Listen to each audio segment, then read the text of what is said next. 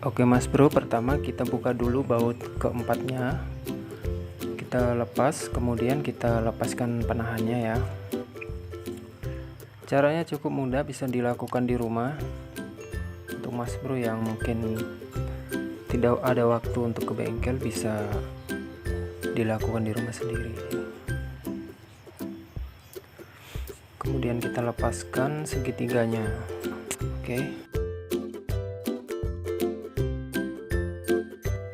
Kalau sudah kita buka segitiganya tadi, sekarang kita tinggal membuka as penahan sasisnya yang ada di depan.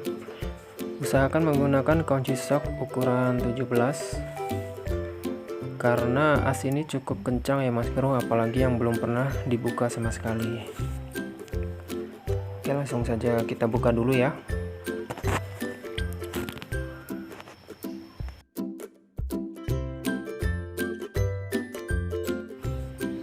Oke Mas Bro, sudah terbuka. Lumayan keras untuk membukanya Mas Bro, karena sudah lama yang tidak dibuka. Ya, saya melakukan ini secara berkala karena untuk melumasi bagian segitiganya tadi Mas Bro, supaya tidak kering. Karena ini sering terkena air hujan, jadi takutnya berkarat ya Mas Bro.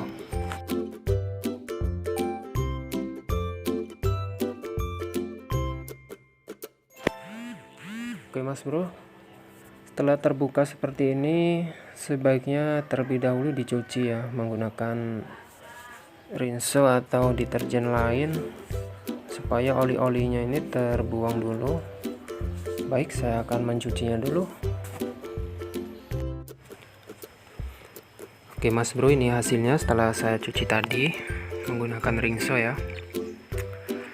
Di sini saya akan melumasinya menggunakan grease. Mas Bro bisa mendapatkan grease ini di bengkel-bengkel. Kalau tidak ada, bisa memakai grease CVT untuk motor matic ya. Di dalam itu ada bearing bambu, dan itu yang akan saya lumasi menggunakan grease ini.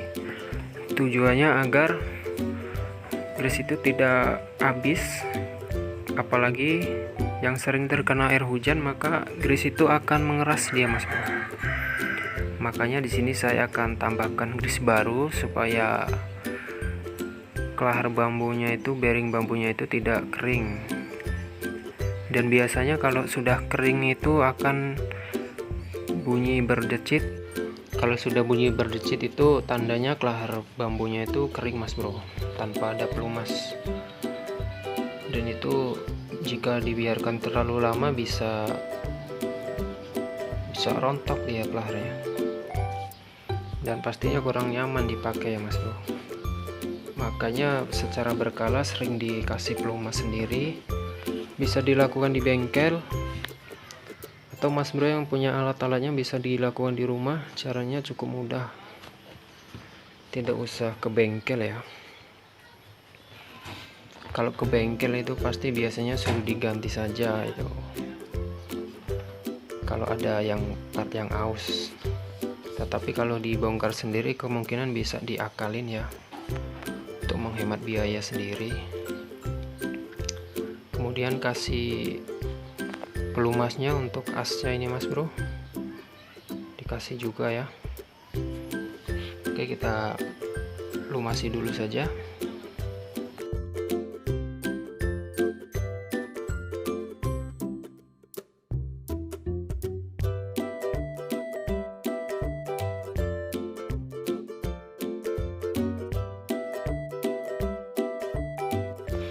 Oke Mas Bro, saya juga akan melumasi bagian sasisnya ini. Di sini ada kelahar bambunya juga, dan ada asnya juga di dalam Mas Bro.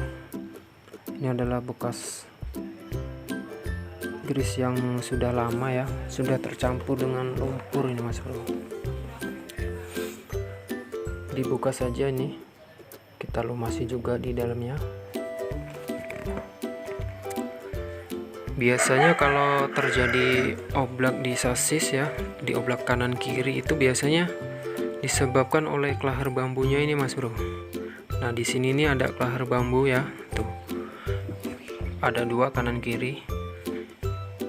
kebanyakan motor Vixen itu kelemahannya di sasis ini mas bro. Walaupun sudah diganti baru, dia tetap nggak bertahan lama ya, pasti akan oblak. Saya juga kurang paham, mungkin ciri khasnya ya mas bro. Ya di sini ada asnya di dalam seperti ini ya. Nah inilah yang sering terjadi di motor Vixen itu, oblak disebabkan oleh kelahar bambunya itu sudah mati, dia sudah tidak berputar secara normal, makanya dia longgar kemudian oblak. Dan biasanya asnya ini kemakan ya mas bro. Maaf kurang fokus ini kameranya. Nah, biasanya di sini ini termakan oleh kelahar bambunya itu. Jadi ya wajar saja kalau oblak ya mas bro. Tapi jika oblaknya tidak terlalu parah, mending nggak usah ganti dulu ya, karena diganti juga pasti nggak bertahan lama, pasti oblak lagi dia. Nah, mas bro bisa lihat di dalam itu ada kelaharnya. Oke lah mas bro, kita lumasi dulu ya.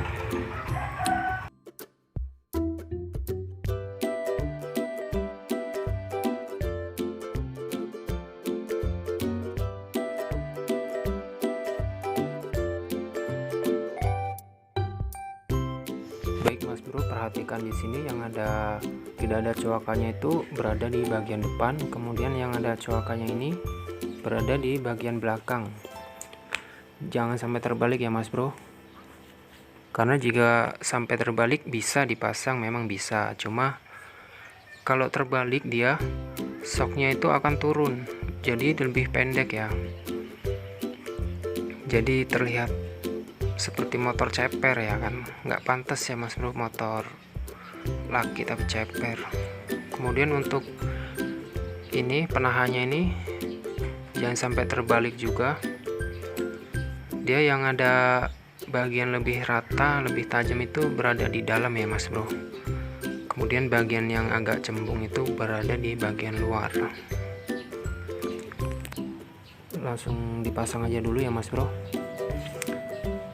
Oke mas bro, terima kasih sudah menonton video ini, semoga bermanfaat untuk kalian yang belum pernah membongkar ini. Semoga bisa bermanfaat dan sedikit membantu ya mas bro. Oke, saya akhir. Wassalamualaikum warahmatullahi wabarakatuh.